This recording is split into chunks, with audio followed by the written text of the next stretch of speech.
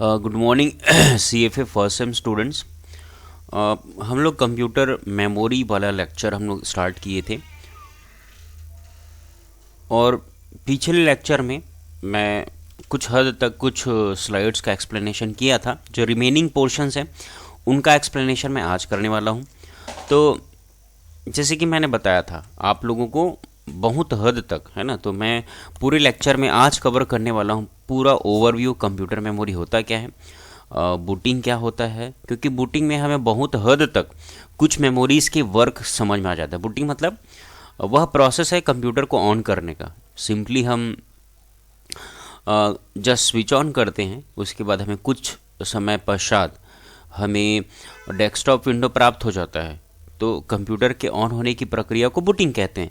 तो उस दौरान भी बहुत सारे सेट ऑफ प्रोसेसेस होते हैं कंप्यूटर बूटिंग के समय में। तो बूटिंग अगर जान लेंगे हमें रोम का कार्य समझ में आ जाएगा, हार्ड डिस्क का काम समझ में आ जाएगा, रैम का काम समझ में आ जाएगा, बहुत सारी मेमोरी एलिमेंट्स को तो हम ऐसे ही समझ जाएंगे। फिर हम लोग देखेंगे कि ओवरऑल कंप्यूटर मेमोरी को कितने टाइप्स में बांटा गया है, फिर कैश मेमोरी क्या होता है, primary memory, RAM, ROM, characteristics of primary memory, secondary memory characteristics. तो ये सब पूरा हम कवर करने वाले हैं आज पूरा। तो जैसे कि मैंने कंप्यूटर बूटिंग होता क्या है पिछले लेक्चर में भी आप लोगों को मैंने बताया था कि जैसे ही हम लोग कंप्यूटर का कि पावर सप्लाई बटन को स्विच ऑन करते हैं, वैसे ही CPU इन्वोक होता है। CPU अपना कार्य स्टार्ट करता है और वह मदरबोर्ड में एक मेमोरी एलिमेंट होता है ना, मदरबोर्ड में एक मेमोरी एलिमेंट होता है। थोड़ा सा मैं मदरबोर्ड को डायग्रामों को समझाना चाहूँगा यहाँ पर।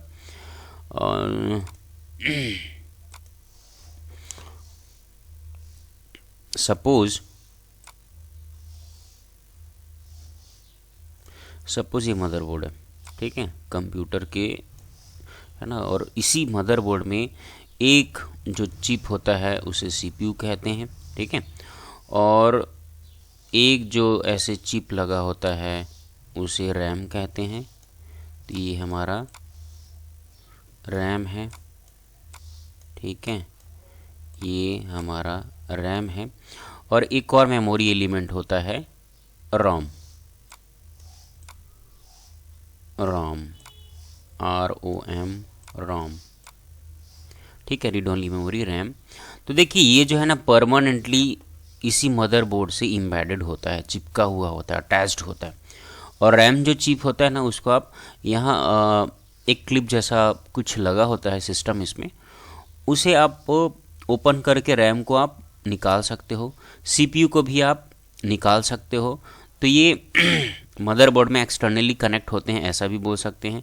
बट ये जो रोम जो चिप है ना, ये परमानेंटली क्या बोलते हैं मदरबोर्ड में ये अटैच्ड होता है, एम्बेडेड होता है। और जो मदरबोर्ड को बनाने वाली जो कंपनी होती है ना, उसके द्वारा इस रोम चिप को इस मदरबोर्ड में अटैच किया जाता है, लगाया जाता है, इम्बेड किया जाता है।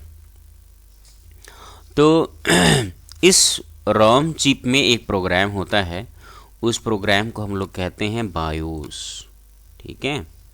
जैसे कि भाई रोम एक मेमोरी है, इसका अर्थ ये हुआ कि इसके अंदर में बायोस, ठीक है, बायोस मेमोरी है, इसके अंदर कोई ना कोई प्रोग्राम डला होगा, स्टोर्ड होगा, ठीक है।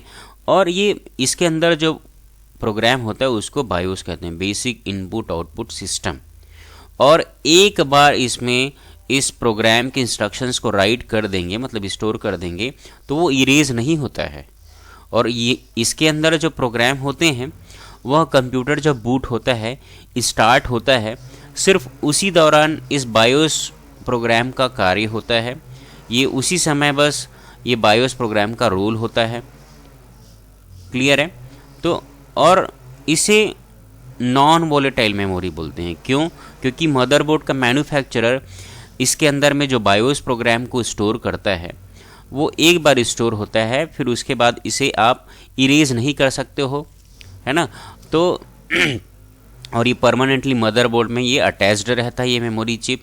तो रीड ओनली मेमोरी नाम इसीलिए दिया गया है कि यहाँ जो मदरबोर्ड के मैन्युफैक्चरर ने एक बार इसके अंदर यदि बायोस प्रोग्राम को लोड कर दिया तो उन प्रोग्राम की इंस्ट्रक्शंस को आप जो है इरेज नहीं कर सकते हो, उन्हें आप एडिट नहीं कर सकते हो, चेंज नहीं कर सकते हो।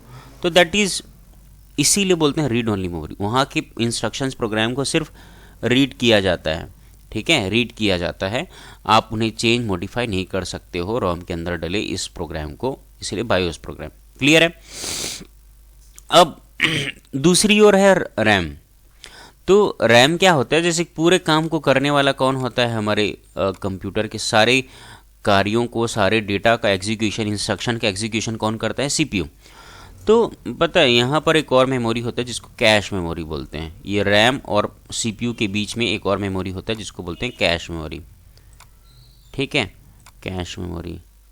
और एक होता है हार्ड डिस्क, एक और मेमोरी होता है हार्ड डिस्क, जिसे आप सेकेंडरी मेमोरी कहते हैं।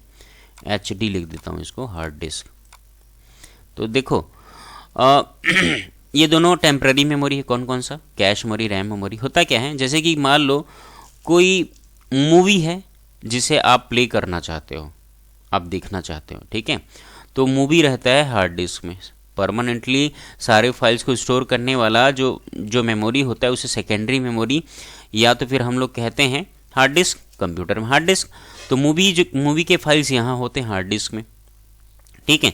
सीपीयू उसको रैम में ले जाता है, ठीक है, सीपीयू उसको रैम में ले जाता है, ठीक है, फिर उसको कैश में ले जाता है। कैश में ले जाने के बाद में सीपीयू के पास अपनी खुद के मेमोरी होते हैं जिसे रजिस्टर कहा जाता है। ध्यान से समझिएगा, है ना। जैसे कि आप खाना को, जिस फूड को आप खाते हो वो फ्रिज में रखा है, ठीक है, उस फूड को खाने से पूर्व आप उसे थाली में ले जाते हो, है ना, थाली में रखते हो। उसके पश्चात आप क्या करते हो, उस फूड को आप ईट करते हो, खाते हो आप, हाँ कि ना। तो फ्रिज में परमानेंटली वो रिसाइड करता है, वो रहता है आपका फूड, उसे आप थाली में ले जाते हो, फिर उसे आप खाते हो। उसी भांति क्या होता है, सारा डेटा जो होता है परमानेंटली कंप्यूटर में वो हार्ड डिस्क के अंदर होता है ना। उसकी जब ज़रूरत होती है तो उसे रैंडम एक्सेस मेमोरी में ले जाया जाता है, और उसके बाद में रैंडम एक्सेस मेमोरी रैम से उसे, है ना, कैश मेमोरी में ले जाया जाता है। उसके बाद में सीपीयू अपने खुद के मेमोरी रजिस्टर्स में ले जाता है। क्लियर है। अब बोलेंगे सीपीयू क्यों हार्ड डिस्क से सीधे ले जाना चाहिए ना उसको, तो होता ये है, सीपीयू बहुत ही फास्टर एक यूनिट होता है कंप्यूटर का, जो मिलियंस इंस्ट्रक्शंस को विद इन अ सेकंड वो एग्जीक्यूट कर लेता है। और जैसे कि मान लो सीपीयू जो है इंस्ट्रक्शन को एग्जीक्यूट कर लिया, तो उसको तो एकदम जल्दी से ही अगला इंस्ट्रक्शन चाहिए। तो अगर सीधे हार्ड डिस्क से सीपीयू उस इंस्ट्रक्शंस को, डेटा को उठाएगा, तो होता क्या है, हार्ड डिस्क उतना फास्टर नहीं होता है कि वह उतना जल्दी सीपीयू इतना काम को फास्टर वे में कंप्लीट करता है कि जिस रेट में उसको डेटा और इंस्ट्रक्शन चाहिए रहता है सीपीयू को, उस रेट में उस डेटा इंस्ट्रक्शन को ये दे नहीं पाता है। तो होता क्या है, जैसे कि ये सीपीयू जो है ना इंस्ट्रक्शन I1 पे वर्क करते रहता है, इंस्ट्रक्शन I1 पे वर्क करते रहता है, तो I2 को कैश मेमोरी में रख दिया जाता है, और रैम में I3, I4, I5 ऐसे। तो होता ये है, जैसे ही सीपीयू जो है ना I1 का एग्जीक्यूशन कंप्लीट करता है, I2 फटाक से पहुंच जाता है सीपीयू के पास में, और इधर से I3 जो है कैश मेमोरी में चला जाता है। तो देखिए, सबसे स्लोअर यदि मेमोरी इकाई बोला जाए पूरे कंप्यूटर में, तो वो सेकेंडरी मेमोरी होता है, हार्ड डिस्क होता है। उसके पश्चात इससे फास्टर होता है रैम, और रैम से भी फास्टर होता है कैश मेमोरी, और कैश मेमोरी से भी फास्टर होते हैं रजिस्टर जो सीपीयू के अंदर में मौजूद होते हैं। तो इस तरीके के आपने समझा, है ना, कि इतने मेमोरी एलिमेंट हैं जिनके बारे में हमको जानना ज़रूरी है। रोम के बारे में हमने जाना कि जो कंप्यूटर का मदरबोर्ड होता है, और उस मदरबोर्ड में एक एम्बेडेड एक मेमोरी चिप होता है जिसमें बायोस प्रोग्राम होता है, और यह बायोस प्रोग्राम जो है कंप्यूटर को ऑन करने के लिए, बूटिंग करने के लिए ज़रूरी है, उसको हम और डिटेल में देखने वाले हैं। और हार्ड डिस्क होता है सेकेंडरी मेमोरी, जो कंप्यूटर के अंदर में डेटा को परमानेंटली स्टोर करके रखता है ना, जिस तरीके से किसी फ्रिज में फूड जो है हम वहाँ रखते हैं, पकाने के बाद में, और फिर खाने के समय उसको हम लोग थाली में निकालते हैं, फिर खाते हैं। उसी भांति जो डेटा होते हैं, फाइल्स होते हैं, वो कंप्यूटर में हार्ड डिस्क के अंदर रखे जाते हैं, और जब जब उनकी ज़रूरत आन पड़ती है तो सीपीयू उन्हें क्या करता है, रैम और कैश मेमोरी में रखता है, फिर इसके पश्चात वो रजिस्टर में ले जाता है, फिर उनका एग्जीक्यूशन करता है, और जो रिजल्ट आता है उन्हें मॉनिटर में देता है। तो ये तो था पूरा मेमोरी एलिमेंट, मैं समराइज कर दिया हूँ पूरे कंप्यूटर की मेमोरीज़ को।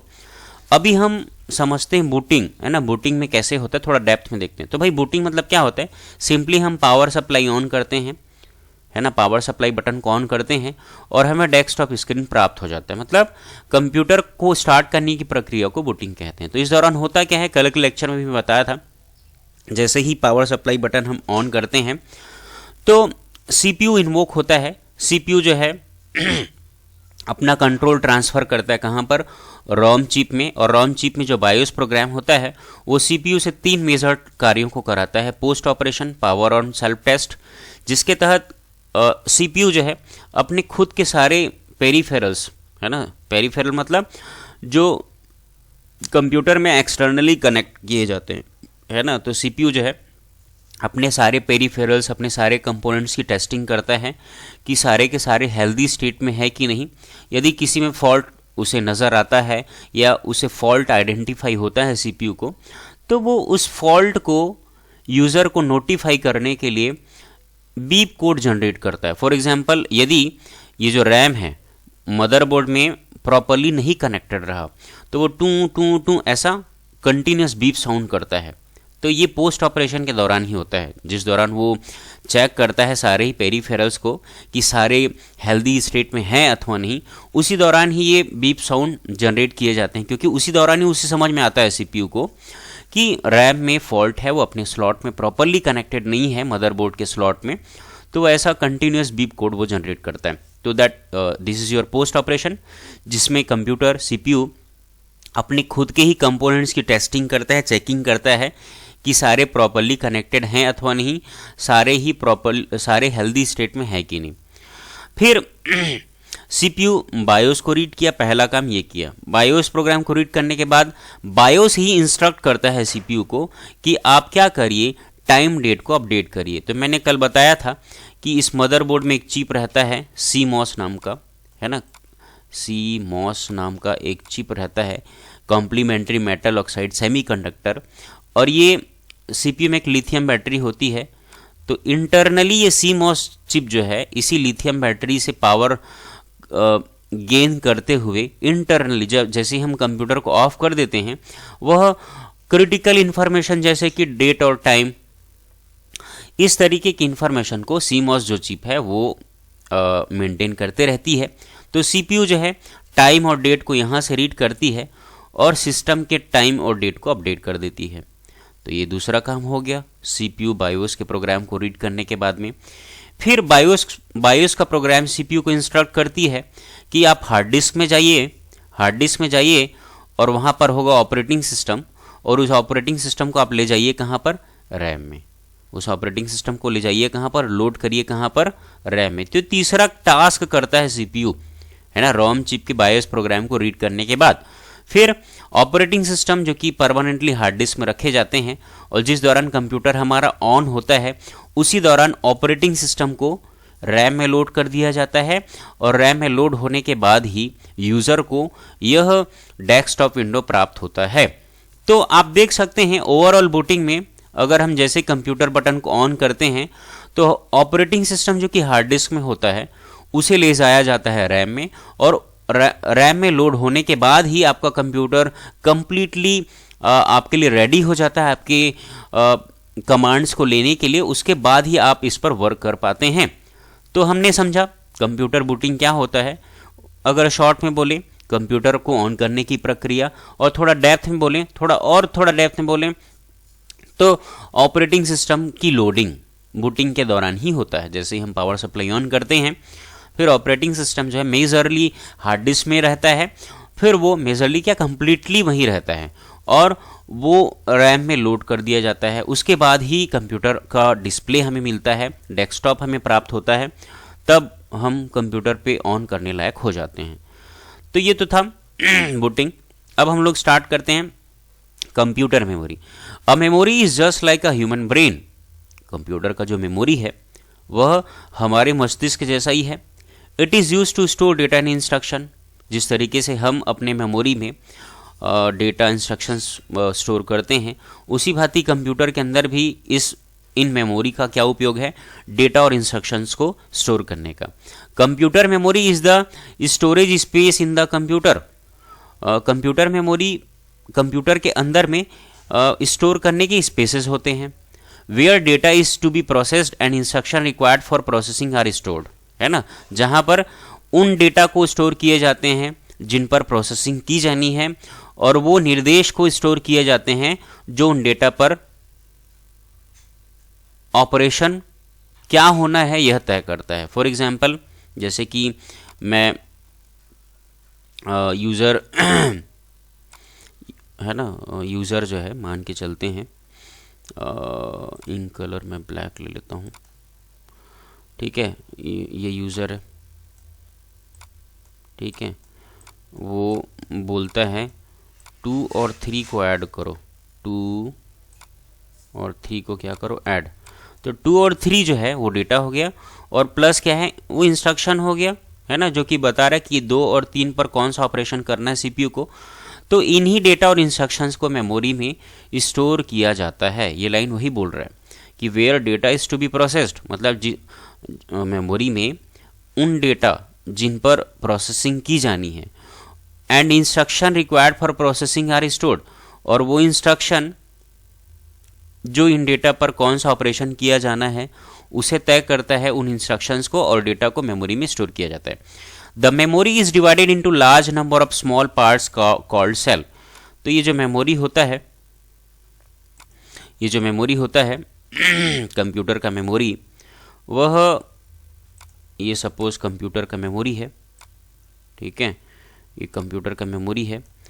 तो ये कंप्यूटर मेमोरी क्या होता है, ऐसे छोटे छोटे large number of small parts में डिवाइडेड होता है, और उस स्मॉल पार्ट्स को बोला जाता है, उस स्मॉल पार्ट को बोला जाता है सेल। समझ में आया, या मेमोरी लोकेशन। तो वही बोल रहा है, the memory is divided into large number of small parts called cell.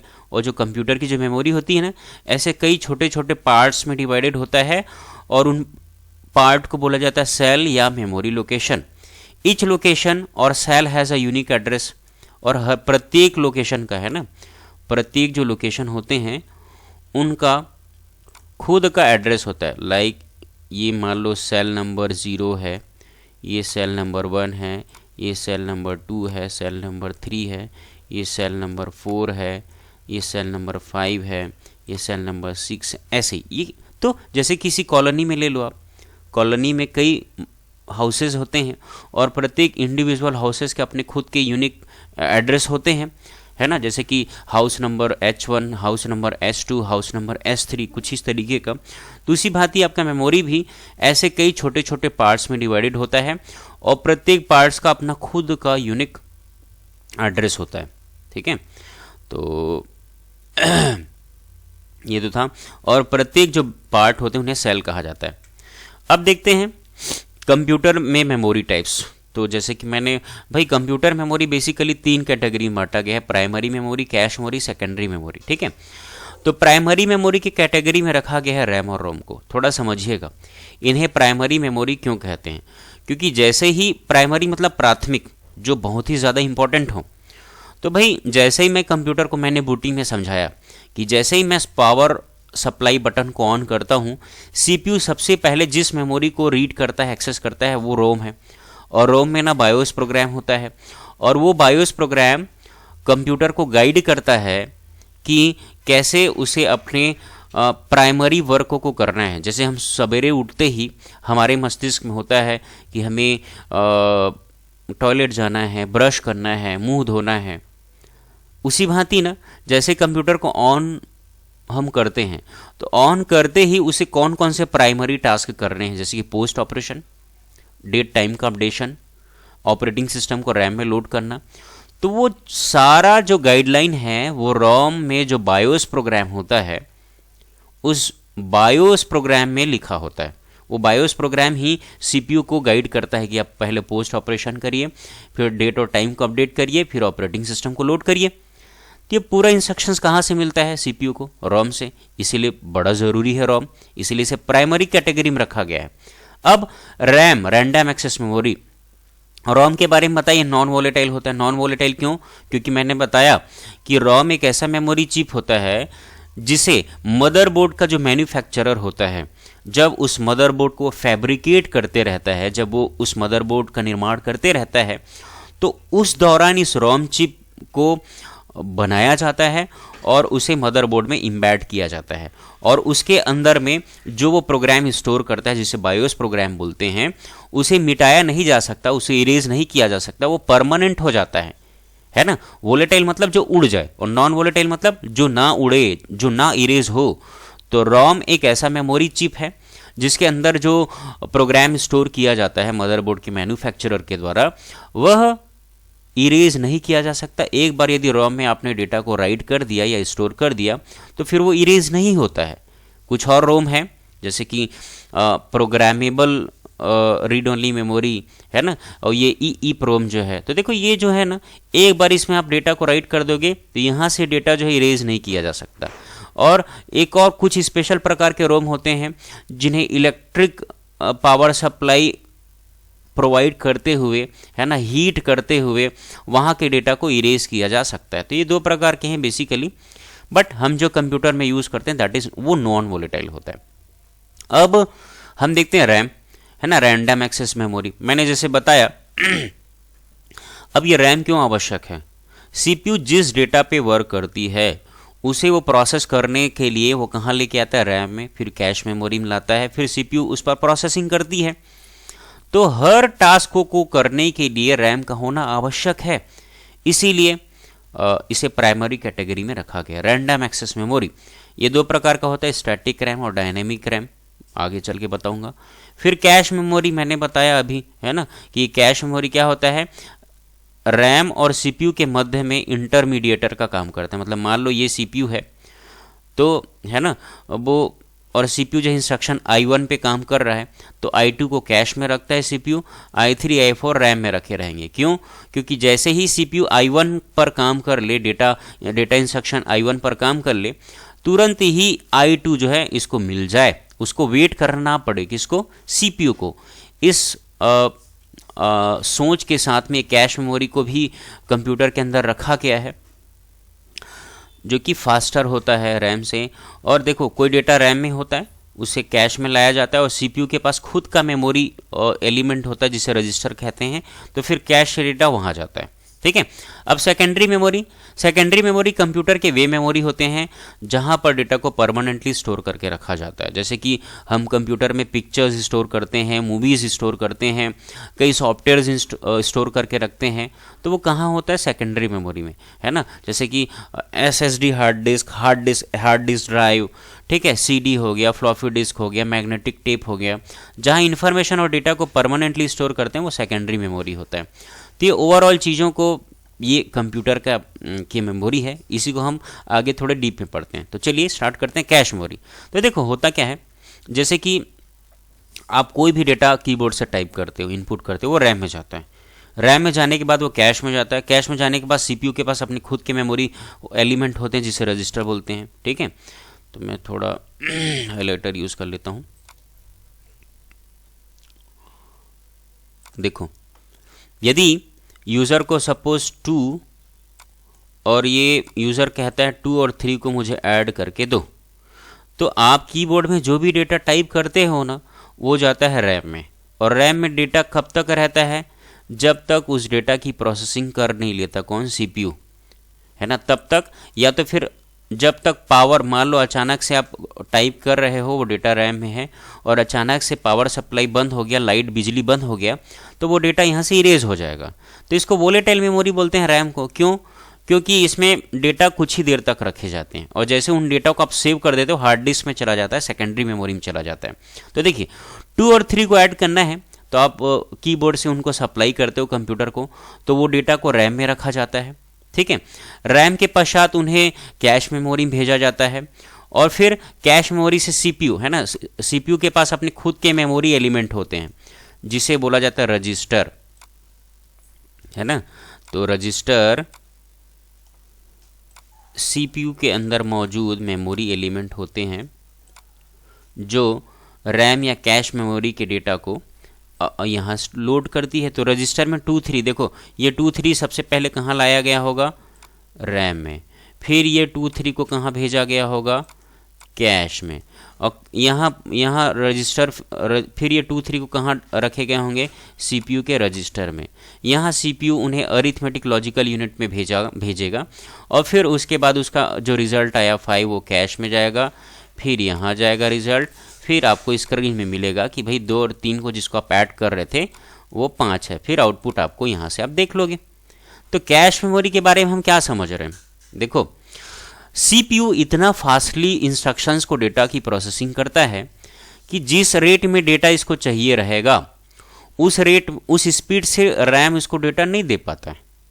तो एक बफर की तरह सीपीयू और रैम के बीच में मौजूद एक मेमोरी एलिमेंट होता है, जिसे क्यों रखा गया है कंप्यूटर सिस्टम में, ताकि अगर सीपीयू किसी डेटा की प्रोसेसिंग कर लेता है तो नेक्स्ट डेटा या इंस्ट्रक्शन जो सीपीयू को चाहिए रहेगा वो इंस्टेंटली कहाँ पर उसे मिल जाए, कैश मेमोरी में। तो वहाँ से वो स्पीडली उस डेटा इंस्ट्रक्शंस को ले लेता है और फिर उसकी प्रोसेसिंग करता है। तो हम कह सकते हैं कि भाई रैम या हार्ड डिस्क उतना फास्टर नहीं होता है जिस रेट में सीपीयू किसी कार्य को करता है, जिस गति से, जिस स्पीड से, उस गति से ये रैम और हार्ड डिस्क उन्हें डेटा नहीं दे पाता है।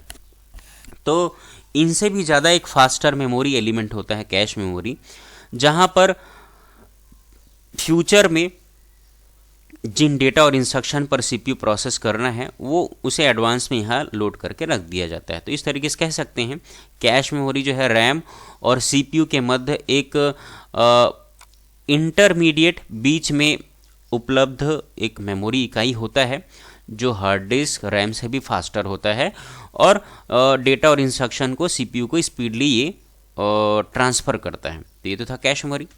इसकी थ्योरी पढ़ लेते हैं। Cache memory is a very high speed semiconductor memory which can speed up the CPU. Cache memory जो होता है एक बहुत ही ज़्यादा हाई स्पीड वाला सेमीकंडक्टर मेमोरी होता है ना। तो देखो ये जो कैश मेमोरी है उसे अर्धचालक जो सेमीकंडक्टर कहते हैं उससे बनाया जाता है, उससे बनाया गया एक हाई स्पीड वाला एक सेमीकंडक्टर मेमोरी होता है।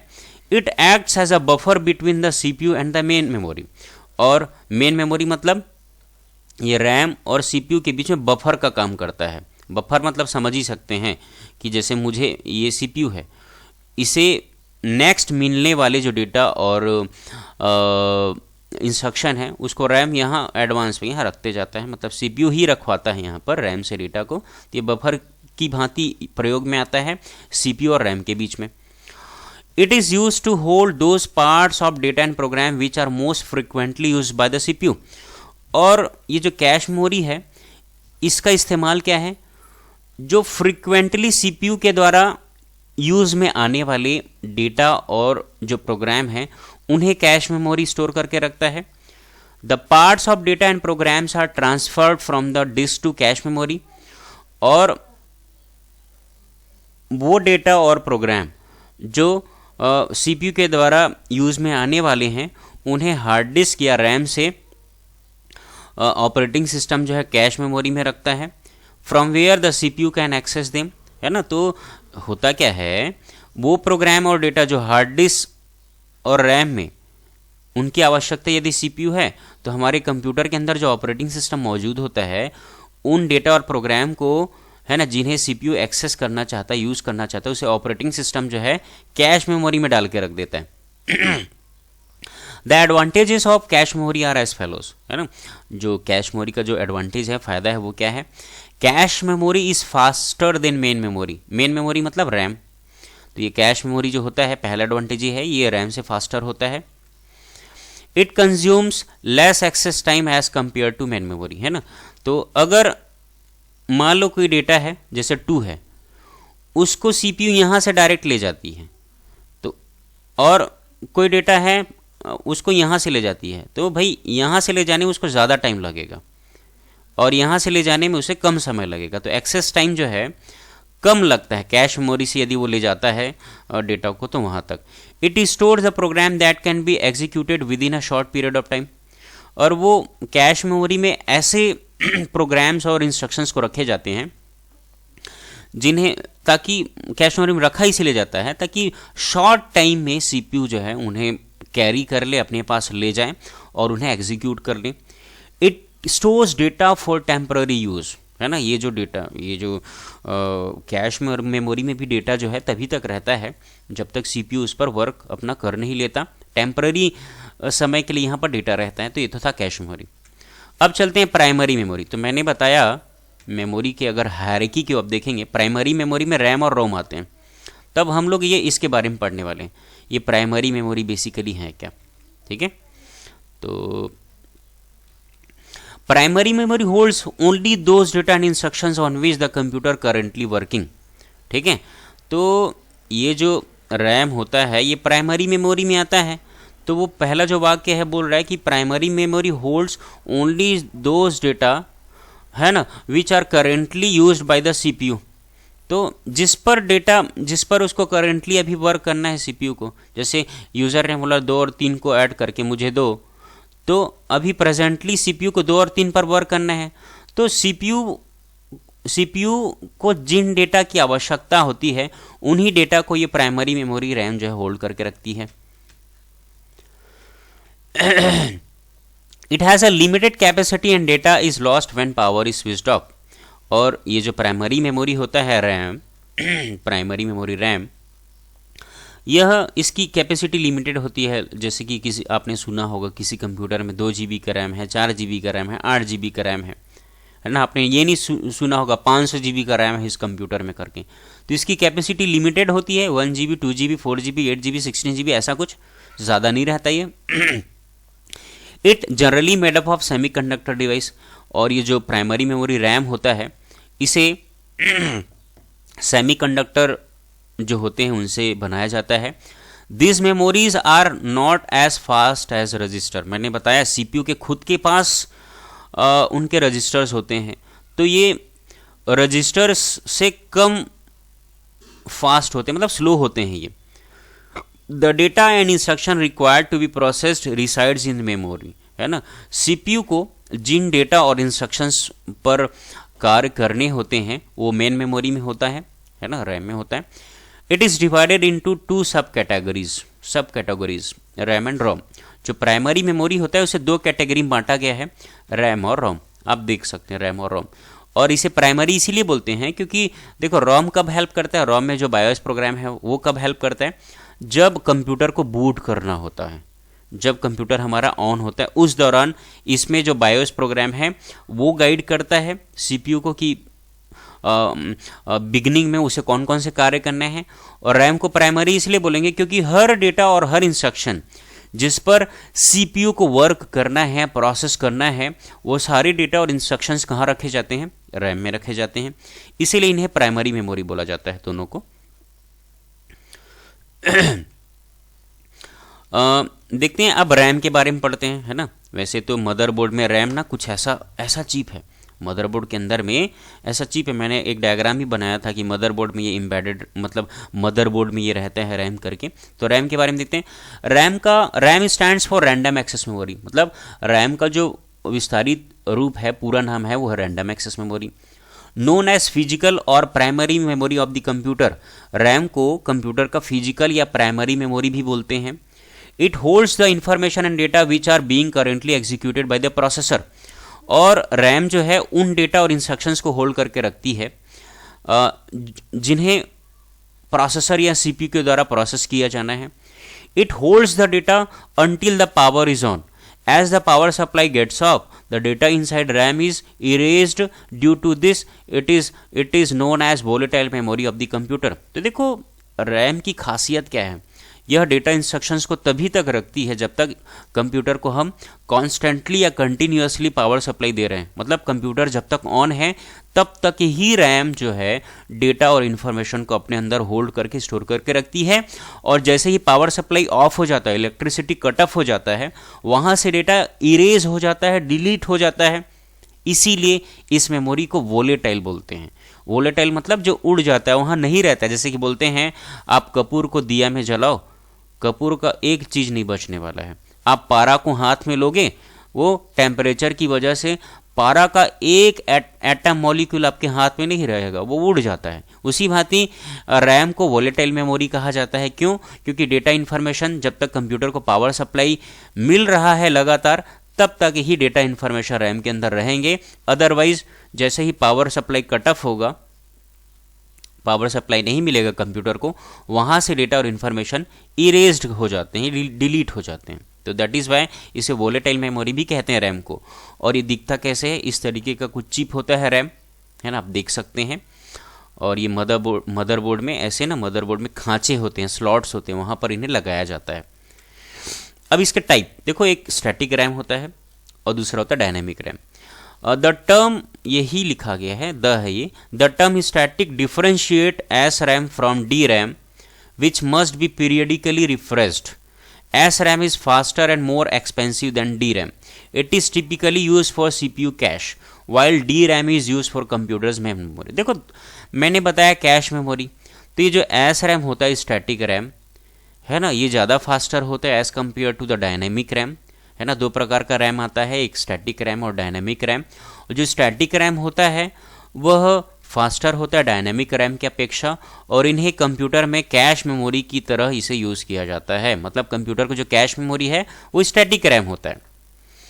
Short for static random access memory, S RAM जो है ना उसका पूरा नाम क्या है, static random access memory. S RAM is a computer memory that requires constant power flow to hold information, है ना. इन्हें इंफॉर्मेशन को होल्ड करने के लिए इनको कंटिन्यूसली पावर देना पड़ता है. Power consumption varies widely based on how frequently the memory is accessed, है ना. अब ये कितना पावर सप्लाई लेगा, जितना ज़्यादा हम इस एस रैम स्टैटिक रैम का प्रयोग करेंगे उतना अमाउंट में ये पावर सप्लाई लेगा. ऑल दो क्विकर दैन डी रैम, है ना. यद्यपि एस रैम जो होता है वह डी रैम से क्विकर होता है, फास्टर होता है. S RAM is more expensive and holds less data per unit volume. S RAM जो होता है वह एक्सपेंसिव होता है और यह कम डेटा स्टोर करता है as compare to the D RAM.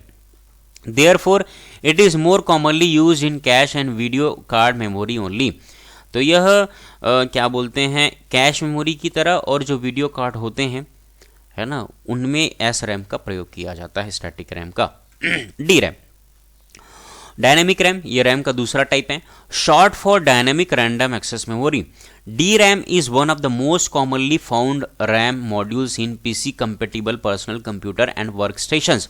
जो कंप्यूटर में जो रैम होते हैं वो बेसिकली वो DRAM होते हैं, डायनेमिक रैम होते हैं. It stores its information in a cell containing a capacitor and transistor. और ये DRAM जो है सारी इंफॉर्मेशन को अपने एक कैपेसिटर और ट्रांजिस्टर से खुद बना होता है, और इनकी सहायता से यह डायनेमिक रैम इंफॉर्मेशन को स्टोर करके रखती है. Because of this design this cells must be refreshed with new electricity every few millisecond for the memory to keep holding its data. और इलेक्ट्रिसिटी की सहायता से इसके प्रत्येक सेल को रिफ्रेशिंग करने की ज़रूरत होती है ताकि यह कॉन्स्टेंटली उन डेटा को स्टोर करके रखे. D RAM was first invented and patented by Robert Dennard in 1968. जो डायनेमिक रैम है उसे पहली बार बनाया गया, यूज़ किया गया 1968 में रॉबर्ट डेनार्ड के द्वारा. It was released by Intel in October 1970. और इसे इंटेल नामक एक कंपनी ने, जो बेसिकली प्रोसेसर बनाया करती है ना, हार्डवेयर बनाया करती है कंप्यूटर के, तो उन्होंने 1970 में इसे लॉन्च किया, रिलीज़ किया. The image below shows a memory module with 8 DRAM integrated circuits on it's visible side. तो सॉरी उसका मैं आपको इमेज डालना भूल गया. प्राइमरी मेमोरी के कैरेक्टरिस्टिक्स है ना, प्राइमरी मेमोरी में एक तो और रोम बताना था मुझे। तो प्राइमरी मेमोरी के क्या कैरेक्टरिस्टिक्स हैं? दीज आर सेमीकंडक्टर मेमोरीज, है ना, सेमीकंडक्टर से बनते हैं। It is known as the main memory, इन्हें मेन मेमोरी कहा जाता है। यूजुअली वोलेटाइल मेमोरी होते हैं। डेटा पावर ऑफ डेटा जब तक पावर ऑन रहता है तब तक डेटा को रखता है, नहीं तो डेटा इरेज कर दिए जाते हैं, इसीलिए वोलेटाइल मेमोरी बोलते हैं। Data is lost in case power is switched off, है ना, जैसे ही पावर ऑफ होता है डेटा यहाँ से लॉस हो जाते हैं। It is the working memory of the computer, है ना, इसे वर्किंग मेमोरी कंप्यूटर का क्यों कहते हैं? क्योंकि उन डेटा और इंस्ट्रक्शन जिन्हें सीपीयू को वर्क करना रहता है उन्हें ये रैम में रखे जाते हैं, मेन मेमोरी में रखे जाते हैं, इसीलिए इन्हें वर्किंग मेमोरी कहा जाता है। फास्टर देन सेकेंडरी मेमोरी, जो सेकेंडरी मेमोरी जो डेटा को परमानेंटली स्टोर करके रखते हैं उनसे ये फास्टर होते हैं। A computer can not run without the primary memory, primary memory नहीं रहा तो कंप्यूटर रन नहीं हो सकता है, ऑन नहीं हो सकता, चल नहीं सकता है। फिर हम चलते हैं रोम। जैसे मैंने बताया कि रोम जो है, जैसे ही हम लोग कंप्यूटर को स्टार्ट करते हैं तो सबसे पहली मेमोरी एलिमेंट होती है कंप्यूटर के अंदर जिसे सीपीयू एक्सेस करता है, रीड करता है, और इसके अंदर बायोस प्रोग्राम होता है जो गाइड करता है कंप्यूटर की बूटिंग के दौरान। तो रोम stands for read only memory, है ना, रोम का जो विस्तारित रूप है ना, विस्तारित नाम है उसका वो है read only memory. It is memory chip embedded in motherboard of the computer, और यह एक ऐसा मेमोरी चिप होता है जो कंप्यूटर के मदरबोर्ड से लगा हुआ होता है, जुड़ा हुआ होता है, इम्बेडेड होता है। Inside ROM chip which store the program known as BIOS, basic input output system program, और रोम चिप के अंदर में जो प्रोग्राम स्टोर किया जाता है उसे हम कहते हैं BIOS, basic input output system program. The duty of BIOS program is to, है ना, बायोस प्रोग्राम का क्या कार्य है? परफॉर्म पोस्ट ऑपरेशन, है ना, जो सीपीयू जो है बायोस प्रोग्राम के मदद से ही पोस्ट ऑपरेशन करता है। सिस्टम का डेट और टाइम को सेट करने का कार्य भी सीपीयू इसी बायोस प्रोग्राम की मदद से करता है। Loading OS into main memory, और जो ऑपरेटिंग सिस्टम होता है बायोस ही कहता है, बायोस ही गाइड करता है सीपीयू को कि आप ऑपरेटिंग सिस्टम को, जो कि हार्ड डिस्क में रिसाइड करता है, मौजूद होता है, उसे रैम में ले जाने के लिए बायोस प्रोग्राम ही गाइड करता है सीपीयू को। रोम, है ना, read only memory. ROM is a storage medium that is use with computer and other electronic devices. Computer में भी रोम होता है और अन्य इलेक्ट्रॉनिक डिवाइसेस जैसे मोबाइल हो गया उसमें भी रोम होता है। As the name indicate, data stored in ROM may be read, है ना, रोम रीड ओनली मेमोरी, बोला ये जा रहा है कि यहाँ का डेटा को सिर्फ रीड किया जाता है। It is either modified with extreme difficulty और नॉट एट ऑल। तो कुछ रोम ऐसे होते हैं जिसके डेटा को आप मॉडिफाई कर ही नहीं सकते हो, है ना, जैसे पी रोम हो गया, एक बार उसमें डेटा राइट कर दिया, उसके डेटा को आप इरेज मॉडिफाई नहीं कर सकते हो। और कुछ रोम को क्या, उसके डेटा को मॉडिफाई किया जा सकता है लेकिन बहुत ही ज़्यादा डिफिकल्टी होता है। ROM is mostly use for firmware updates. A simple example of ROM, firmware क्या होता है? हार्डवेयर सॉफ्टवेयर का कॉम्बिनेशन जो चीज़ है उसे फर्मवेयर बोलते हैं। तो रोम फर्मवेयर बनाने के लिए यूज़ किया जाता है। A simple example of ROM is the cartridge use with video game consoles. तो जो वीडियो गेम खेलने वाले जो मॉनिटर्स होते हैं उसमें जो कार्ट्रिज यूज़ किया जाता है वो रोम का बना होता है। Which allows one system to run multiple games, है ना, जो कि एक सिस्टम को मल्टीपल गेम चलाने के लिए अलाउ करती है। Another example of ROM is EEPROM which is programmable ROM use for the computer BIOS as shown in the picture. तो आप देख सकते हैं ये डायग्राम जो है कंप्यूटर का एक बायोस है, ठीक है। अब हम लोग देखते हैं दो प्रकार का रोम है, एक होता है प्रोम और दूसरा होता है EEPROM। तो प्रोम क्या होता है? प्रोग्रामेबल रोम है, programmable read only memory is a computer memory chip that can be program once after it is created. जैसे इसको बनाया जाता है सिर्फ उसी दौरान एक बार ही इसकी प्रोग्रामिंग की जा सकती है, एक बार ही इसमें डेटा को स्टोर किया जा सकता है। Once the PROM is programmed the information written is permanent and cannot be erased or deleted। एक बार इसमें डेटा या इन्फॉर्मेशन को आप राइट कर देते हो, स्टोर कर देते हो, उसके डेटा को इरेज नहीं किया जा सकता, डिलीट नहीं किया जा सकता, ना ही मॉडिफाई किया जा सकता है। प्रोम was first developed by वैनसिंग Chow in 1956। तो जो प्रोम होता है पहली दफ़ा किसने बनाया था? Wen Tsing Chow in 1956। An example of PROM is a computer BIOS in early computers. Today PROM in computer has been replaced by EEPROM। तो जो हमारा कंप्यूटर का जो बायोस होता है उसे प्रोम की सहायता से बनाया जाता है, लेकिन आज के जितने कंप्यूटर्स होते हैं, है ना, उसमें EEPROM प्रयोग में किए जाते हैं। मतलब इनके डेटा को एक बार लिखने के बाद, राइट करने के बाद, स्टोर करने के बाद उन्हें हाई इलेक्ट्रिसिटी वोल्टेज प्रोवाइड करते हुए उसके डेटा को इरेज या हम उसे मॉडिफाई कर सकते हैं। EEPROM short for electrically erasable programmable read-only memory. EEPROM is a PROM that can be erased and reprogrammed using an electrical charge. तो इलेक्ट्रिकल चार्ज प्रोवाइड करते हुए इनके डेटा को हम एक बार, जैसे हम प्रोग्राम, जैसे प्रोम में क्या होता था, आप डेटा या इंस्ट्रक्शंस को एक बार प्रोग्रामिंग करते हैं, लोड करते हैं, स्टोर करते हैं, उसके बाद उसके डेटा इंस्ट्रक्शंस को चेंज नहीं किया जा सकता।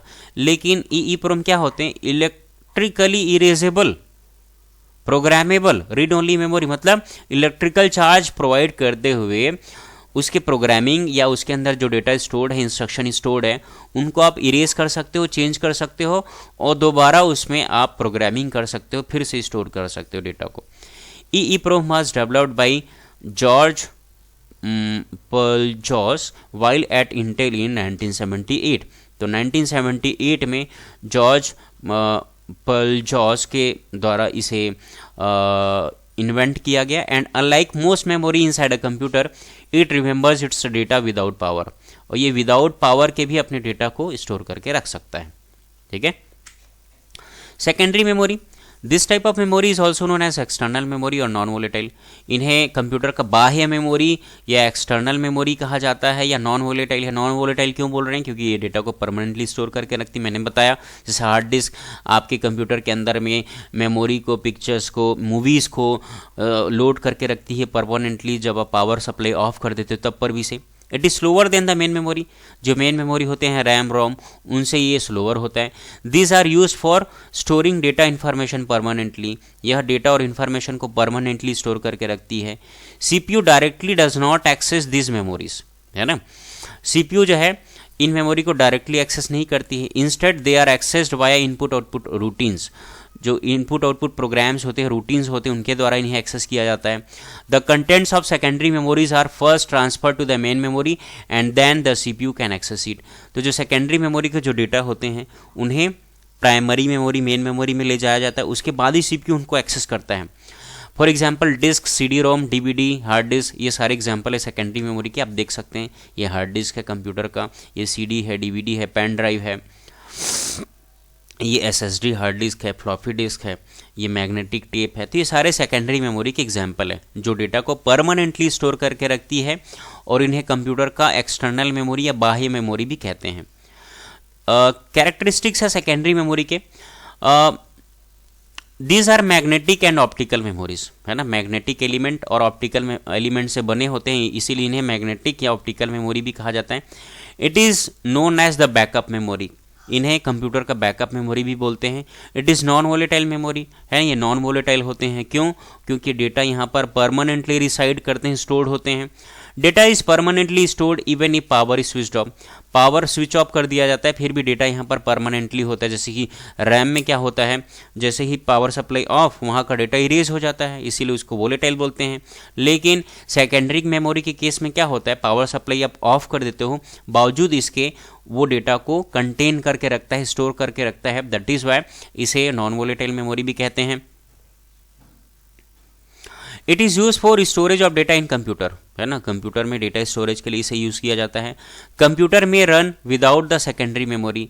कंप्यूटर जो है सेकेंडरी मेमोरी के बिना भी रन हो सकता है, लेकिन हार्ड डिस्क ज़रूरी है ऑपरेटिंग सिस्टम के लिए। स्लोअर देन प्राइमरी मेमोरीज, है ना। यह प्राइमरी मेमोरी से स्लोअर होते हैं। So thank you very much. आज हमने पूरा कंप्यूटर का मेमोरी और उसके टाइप्स पूरा A to Z हम कंप्लीट कर लिए हैं। तो पूरे चीज़ों को बड़े अच्छे से समझिए, नोट्स बनाइए, और कोई भी डाउट क्वेरी है तो बेशक आप पूछ सकते हैं। Thank you very much, have a nice day.